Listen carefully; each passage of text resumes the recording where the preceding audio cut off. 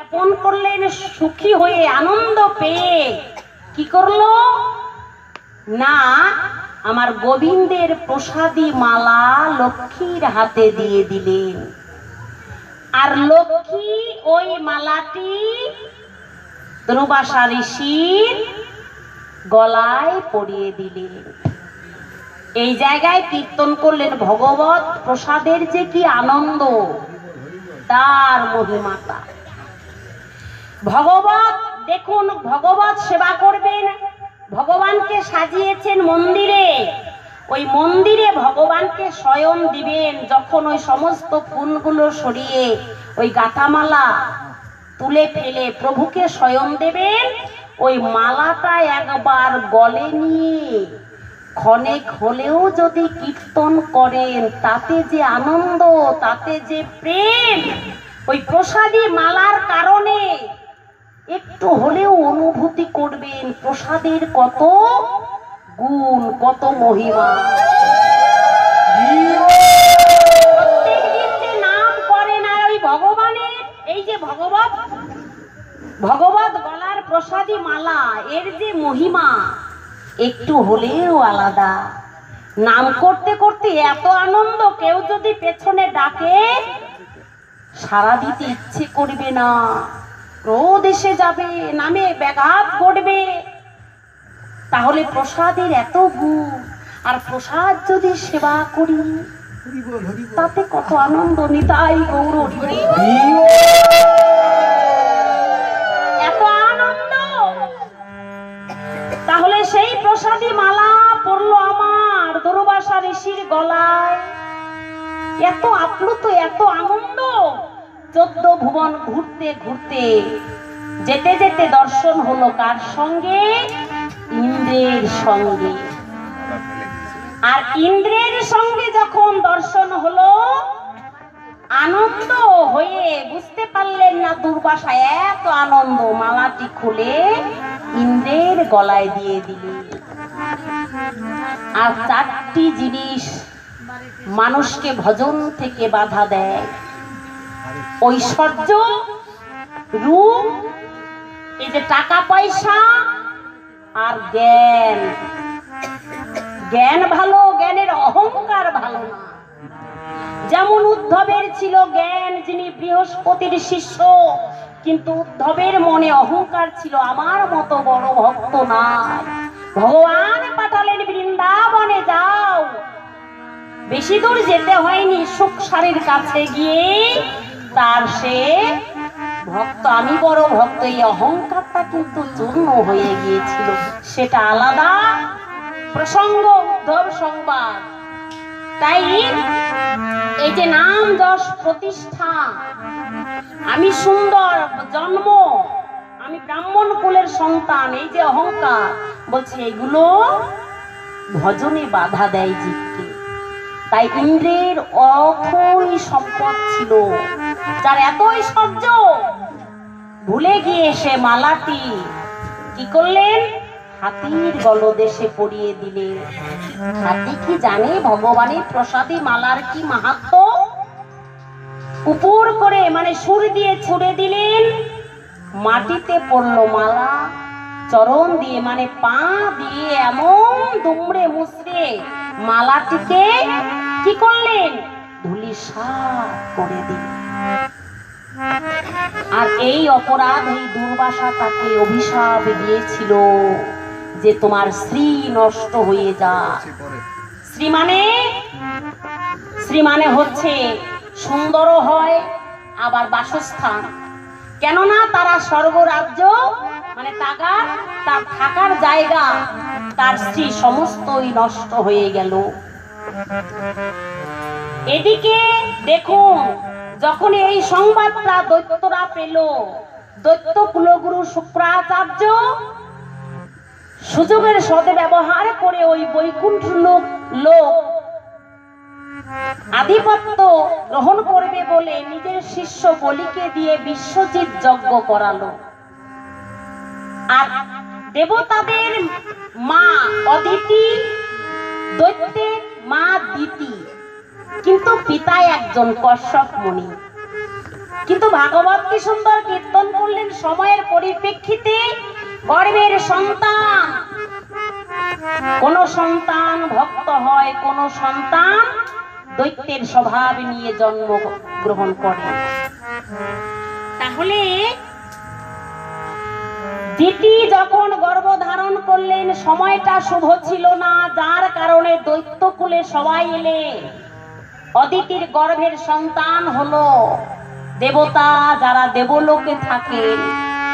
অদিতি মনে মনে ভাবলেন যে বিশ্বজিৎ যজ্ঞ শুক্রাচার্য বলিকে দিয়ে করাচ্ছে, এই যজ্ঞটা সমাপন হলে ওই দেবলোক তারা পাবে না, অতএব আমার পুত্র সন্তান স্বাভাবিক কথাই বলি ঘর বাড়ি ছাড়া হয়ে যাবে। মা কিন্তু সেটা সইতে পারে না। এই কারণে কশ্যপ মুনিকে বললেন কি করা যায়। এদিকে কশ্যপ মুনি বললে তুমি একটি ব্রত করবে, ব্রতের নাম পয়ব্রত, পয় মানে দুগ্ধ। ওই 12 দিন দুগ্ধ সেবা করে ভগবত ভজন করবে, আন লোকের সঙ্গ করবে না, এমন ভাবে ব্রতটি করবে। অবশেষে তুমি যজ্ঞ করবে, যজ্ঞ যখন ঘিয়ের আহুতি দেবে, যজ্ঞ মণ্ডল থেকে ভগবান বিষ্ণু তোমায় বলে দেবে তোমার কি করা প্রয়োজন।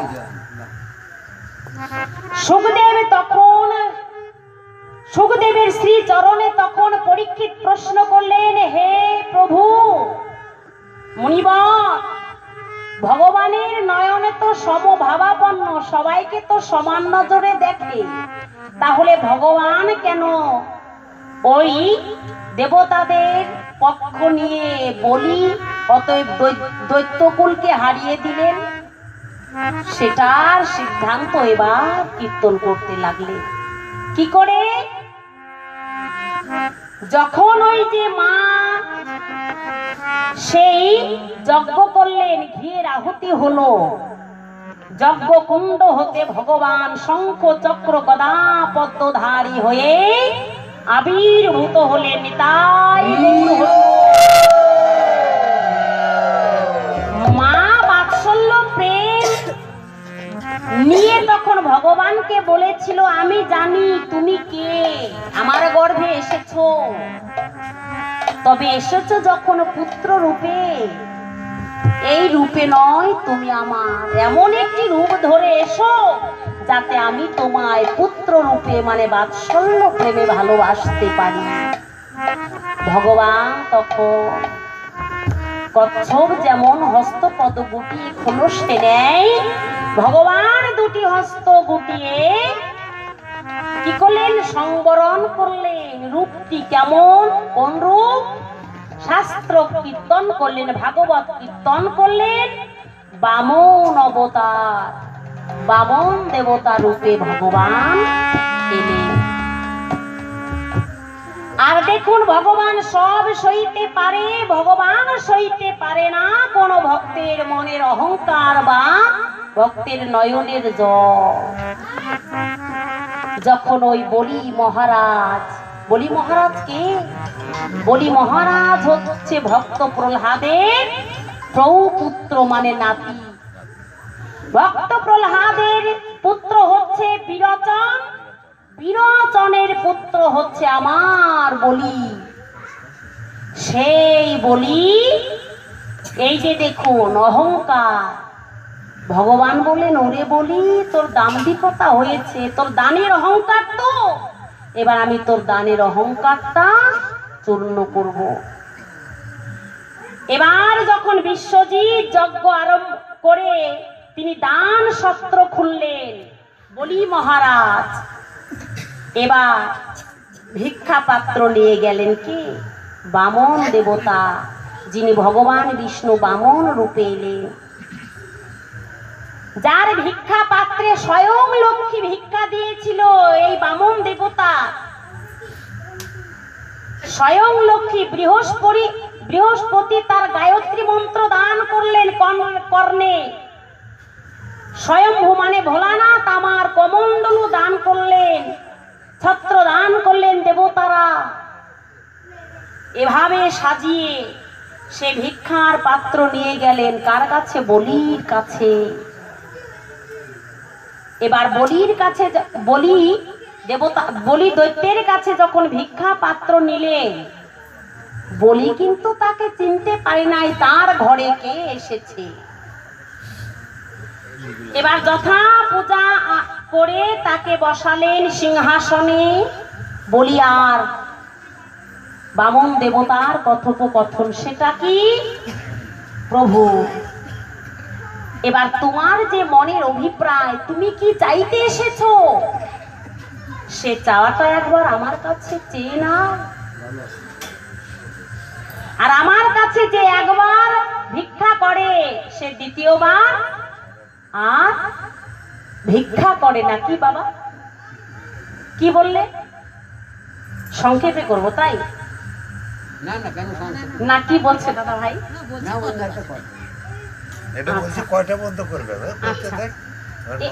এই অধ্যায়টি একটু সমাপনে আসি। জয়নিতাই জয় গুরু।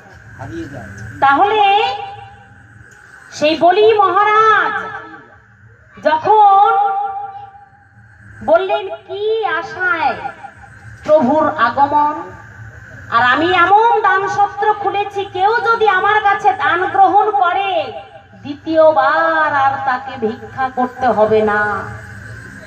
ভগবান বিষ্ণু বামন রূপে গিয়ে বলছে, বলি এতে কি তোমার অহংকার না? দান ভালো, দানের অহংকারটা ভালো নয়। এক হাত দান করবে, আরেক হাত জানবে না। দান করে যদি আমি বলি এই দান করলাম, সেই দান করলাম, শাস্ত্র বলেন তৎক্ষণাৎ তোমার দানের ফল নষ্ট হয়ে গেল। এগুলোই হচ্ছে ভাগবত সিদ্ধান্ত, এগুলোই হচ্ছে ভাগবত শিক্ষা। এই শিক্ষাগুলোই আমাদের ধারণ করতে হয়। এবার বললেন, তোমার কি দানের অহংকার নাই? মনে মনে ভাবছে ভগবান, তবে তুমি আমায় যে দান করবে, করো না দান, তুমি কোথায় দাঁড়াবে সে জায়গাটুকু পাবে না। তাই ভগবান যখন এমন ভাবে মনে মনে ভাবলেন, ভগবান বলেন আমার কিছু চাই না, বেশি কিছু চাই না। কি চাই? বলিকে বলছে, বলি জানো তুমি তো সেই বংশের বংশধর, তোমার পিতা যিনি বিরোচন, সেও তো নিজের আয়ুকে দান করেছিল। কাদের না? ছদ্মবেশে যারা এসেছিল ব্রাহ্মণেরা, এই দেবতারা, সেই দেবতাদের আয়ু দান করে দিয়েছিল।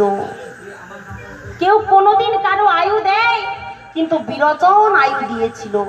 সেই বিরোচনের পুত্র তুমি, আর তোমার দাদু হচ্ছে মানে পিতামহ হচ্ছে ভক্ত প্রহ্লাদ, সেই রক্ত তোমার দেহে আছে। অতএব তোমার দানের তো মহিমা অনেক হবেই, তবে আমি কিছু চাই না। পণ্ডিতের মতো কথা বলছি, দেখতে ছোট কিন্তু কথাগুলো পণ্ডিতের মতো। তা যখন চাইলেন, কি চাইলেন? বলে আমি তোমার কাছে চাই মাত্র 3 পদভূমি আমার পায়ে।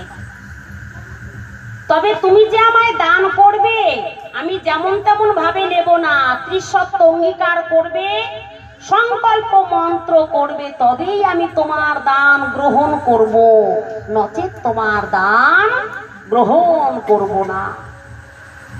তখন এবার যখন সংকল্প মন্ত্র গ্রহণ করবে, সংকল্প মন্ত্র পড়বে, কিন্তু একমাত্র গুরুদেব শুক্রাচার্য তিনি কিন্তু বুঝতে পারলেন আমার শিষ্যের ঘরে আজকে কে এসেছে। যখনই বুঝতে পারলেন যে আজকে যদি আমার শিষ্য এই কপট রূপে ভগবান এসেছে, তাকে যদি দান দিয়ে দেয়, তাহলে আমার যে ভরণ পোষণ দায়িত্ব নিয়েছে আমার শিষ্য বলি, আমার এতে ব্যাঘাত ঘটবে। দেখুন এই যে গুরুদেব, গুরুদেব পার্থক্যটা কত দূর। গুরু নিয়েই কিন্তু আলোচনা হচ্ছে। ওই নারদের মতো গুরুদেবের কৃপায় কি হলো, আর শুক্রাচার্য গুরুদেব এদিকে কি সিদ্ধান্ত দিলেন। এবার যখনই বললেন, বলি তুমি জানো না, তুমি চেনো না, তুমি বোঝনি আজকে তোমার ঘরে কে এসেছে। তোমার ঘরে ভগবান বিষ্ণু তোমার বন্ধু রূপে নয়, সে কপটতার রূপ ধারণ করে তোমার শত্রু রূপে এসেছে। তুমি যদি তাকে দান করো বলি তুমি কোথায় দাঁড়াবে, সে জায়গাটুকু পাবে না। নিতাই গৌর হরি বল। এবার বলির শিক্ষাটা দেখুন ভাগবতে কি সুন্দর বললেন। বলি বললেন, গুরুদেব তোমার অশাস্ত্রীয় বাক্য আমি মানতে রাজি নই। হতে পারো তুমি আমার গুরুদেব, তবে এই জায়গায় তুমি আমার সৎ গুরুদেব। কেন না, আমার ঘরে যে ভগবান বিষ্ণু এসেছে আমি তাকে চিনতে পারিনি। যদি তুমি কৃপা করে না চিনিয়ে দিতে, তুমি চিনিয়ে দিলে আমার ঘরে ভগবান বিষ্ণু এসেছে। ধন্য গুরুদেব, গুরুদেবের এটাই তো কর্ম, জীবাত্মায় আর পরমাত্মায় মিলন ঘটানো। মিলন ঘটালে সঠিক, কিন্তু নিজের সুবিধার কারণে যে আমি আমার বাক্য শক্তি থেকে সরে দাঁড়াতে পারবো না। বাক্য দিয়ে দিয়েছি, সংকল্প হয়ে গেছে, দান আমি করবই। কেন গুরুদেব, কি সুন্দর কথা। অনিত্য সম্পদ, এই যে দেখুন সবই অনিত্য সম্পদ, টাকা পয়সা গাড়ি বাড়ি অনিত্য সম্পদ যদি নিত্য গৌর চরণে গোবিন্দের চরণে না দিতে পারি তবে আমার জন্ম সফল হলো না। প্রভু আজ আমার সৌভাগ্যের উদয় হয়েছে, অনিত্য সম্পদ ভগবত চরণে আমার দান করবার সময় হয়েছে।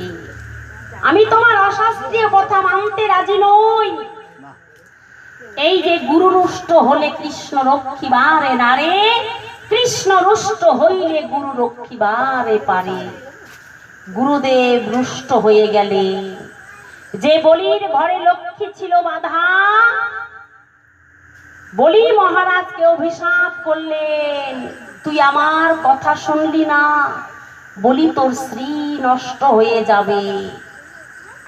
এই যে ভাগ্যে নেমে এলো কি না, বলির ভাগ্যে দুর্ভাগ্য।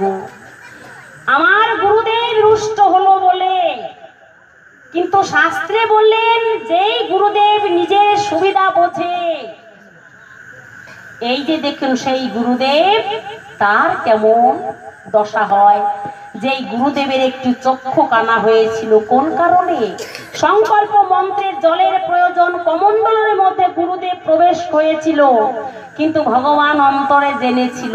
মন্ত্রপুত কুশ দিয়ে খোঁচা দিল, শুক্রাচার্যের একটি চক্ষু কানা হয়ে গেল। নিতাই তাহলে গুরুদেব, সৎ গুরুদেব আর অসৎ গুরুদেবের কতটা তফাৎ। গুরুদেবের গুরুত্ব যদি না থাকে, শিষ্য শিক্ষাটা কোথায় পাবে? তাই দেখুন কত তফাৎ। সেই দিন যখন 3 পদভূমি মেপে নিল, নাও তোমার 3 পদভূমি, ভগবান নতুন লীলার বিস্তার করলেন।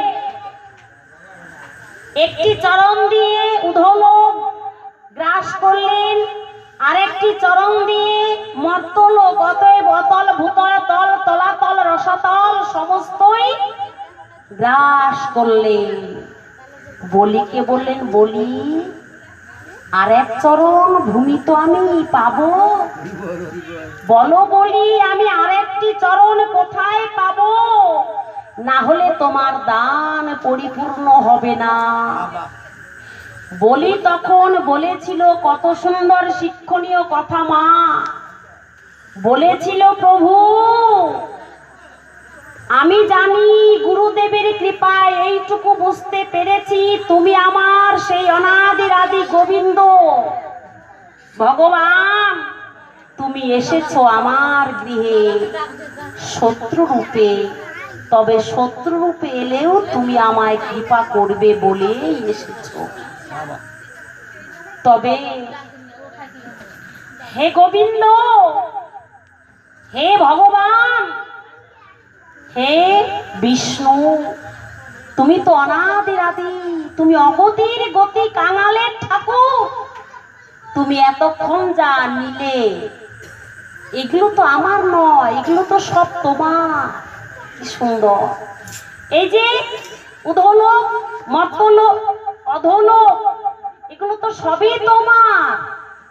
তবে ঋষি যোগীরা ধ্যান যোগ সাধনায় যেই দুটি চরণ দর্শন পায় না,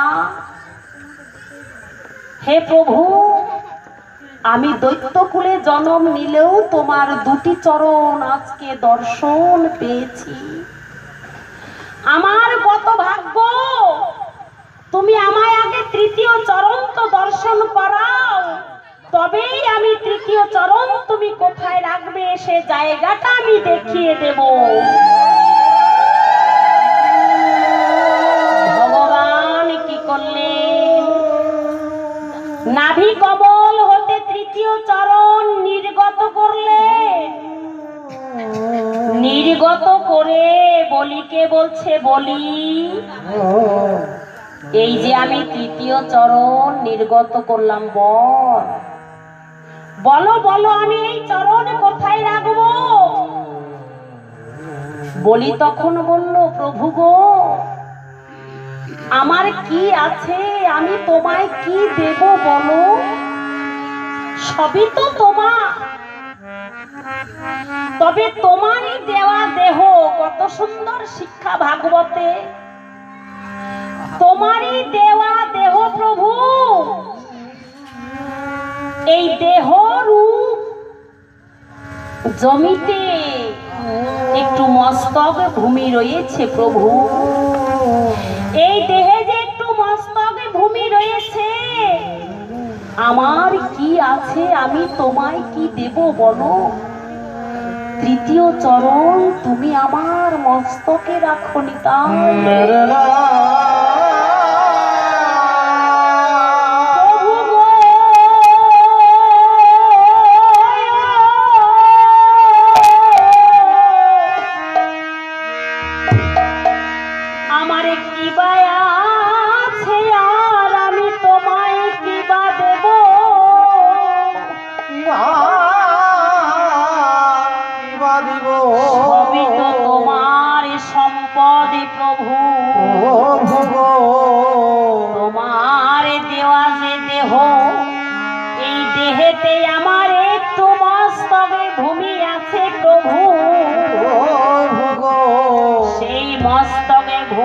তোমার তৃতীয় চরণ রাখো।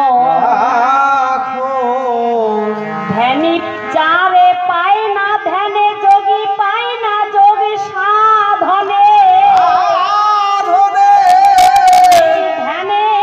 ধ্যানী যোগের যোগী তুমি। তোমার সেই তৃতীয় চরণ আমার মস্তকে রাখো।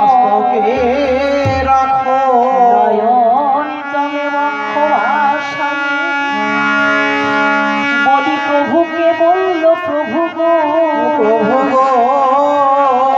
তুমি তো অগতির গতি, তুমি তো কাঙালের ঠাকুর, তুমি তো দিনের দিন বন্ধু।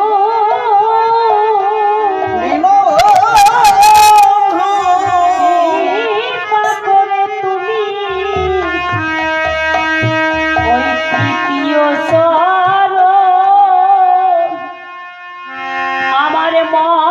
মস্তকে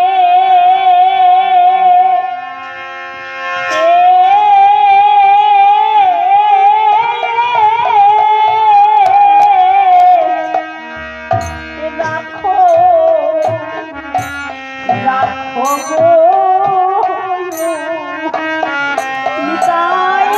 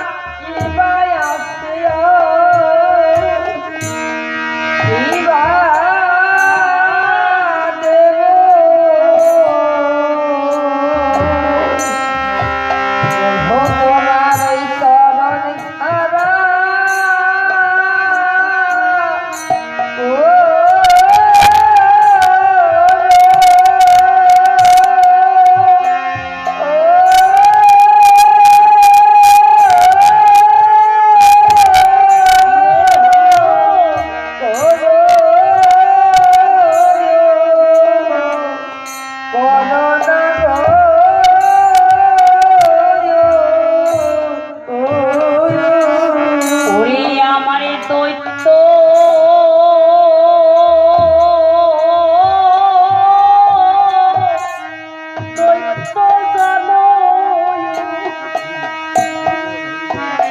ধন্য করু প্রভু আরে ওই চরণে সারা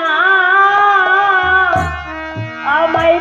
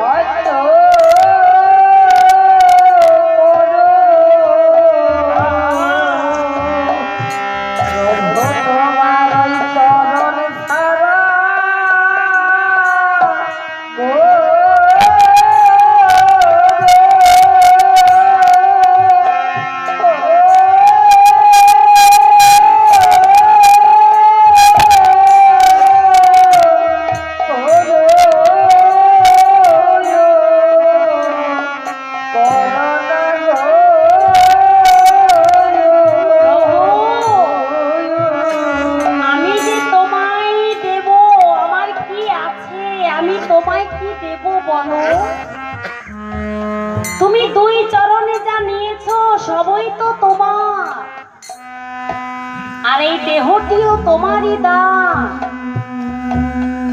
তবে ওই তৃতীয় চরণ তুমি কোথায় রাখবে? আমার এই মস্তক ভূমিতে রাখনি তাই ধন্য বলি তোমার দান ধন্য। মস্তকে চরণ রাখলেন অহংকার, এই যে দানের অহংকার দাম্ভিকতার মস্তক নত হয়ে গেল। সুতল লোকে তার স্থান হলো। ভগবান সেই দ্বারের দাড়ি। এই যে দেখুন ভগবান যে ভক্তের কাছে বিক্রয় হয়ে যায়, যদি তার হৃদয়ে ভক্তি থাকে, ভগবান বলে আমি সেই আশায় থাকি কোন দিন কোন ভক্ত আমার একটি প্রেম ভক্তি দিয়ে সেবা দেবে। ভগবান সেই ভক্তির কাঙাল। আজকে ভগবান রইলেন দ্বারের দাড়ি হয়ে। বৈকুণ্ঠ লোক লক্ষ্মী আজকে ভগবান ছাড়া জাত হতে পারে না। ভগবানকে উদ্ধার কি করে করলে? সেই লক্ষ্মী ভাতৃবন্ধনে আবদ্ধ করলেন রাখি দিয়ে। বলি মহারাজের হাতে রাখি পরিয়ে ভাতৃবন্ধনে আবদ্ধ করে সেই ভগবানকে সেই জায়গা থেকে নিয়ে গেলেন। কিন্তু একটি রূপ সেই দ্বারের দাড়ি, সেই সুতল লোকে সেই ভক্ত বলির দ্বারের দাড়ি কিন্তু ভাগবতে কীর্তন করলেন এই ভগবান হয়ে রইলেন।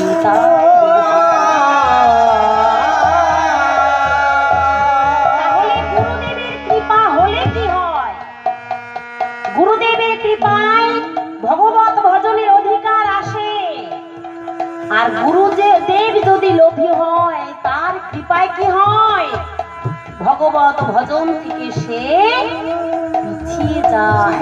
তাই আশ্রয়টা যদি সঠিক না হয় কোন জীব কিন্তু ভগবত ভজনে হতে পারে না। শ্রী গুরুচরণের অতি এই সেই উত্তমা ভক্তি, যে প্রসাদে মিলে সর্বপুরে সর্বআ। চক্ষুদান ও দিলা যেই জন্মে জন্মে গুরু সেই দিব্য জ্ঞান হৃদয়ে প্রকাশিত। যার কৃপায় দিব্য জ্ঞানের উদয় হয়। দিব্য জ্ঞান কি? এই যে দিব্য জ্ঞান যখন তোমার হৃদয়ে হয় তখন এই বহির্মুখ ইন্দ্রিয় এই ইন্দ্রিয়গুলো কৃষ্ণ ভজনের উন্মুখী হয়। আর আমাদের দেহে যত ইন্দ্রিয় রয়েছে সবাইকে দমন করা যায়, কাম ইন্দ্রিয়কে দমন করা বড় কঠিন।